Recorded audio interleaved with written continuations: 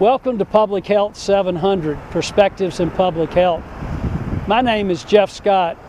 I'm a clinical professor of public health in the Arnold School of Public Health, and for the past 25 years before joining the faculty here at USC, I was director of the National Oceanic and Atmospheric Administration's Center for Coastal Environmental Health and Biomolecular Research. Our lecture is going to focus on climate change today. We're standing here on the University of South Carolina campus in front of the Arnold School of Public Health. To my left is the Horseshoe area, and we can see that we are sitting in the middle of an urban jungle with roads that are paved, cars that are emitting combusted products from petroleum, all of which contribute to climate change issues.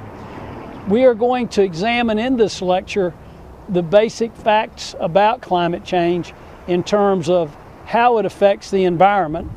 From there, we're going to then move in and talk a little bit about energy policy, because energy policy really determines how large our CO2 footprint actually is and contributes to these problems in public health.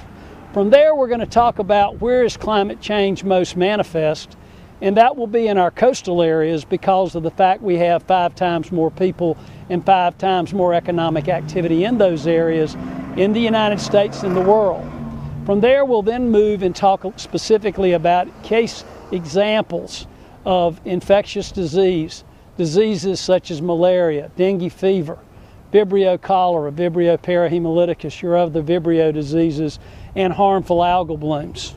We'll come back and examine at the very end how climate change really affects the virulence of many of these disease-causing organisms. While we think about public health, we think about Sir John Snow and how the father of epidemiology was able to be a detective and find out how Vibrio cholera cases in England were caused by poor sanitation. Today we're going to use Vibrios as an example of a new mystery to try to understand how climate change really affects worldwide cases of Vibrio infections across the globe. So let's get started.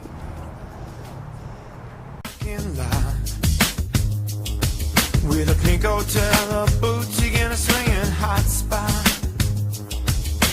Don't it always seem to go that you don't know what you got till it's gone? It'd be a paradise, put up a parking lot.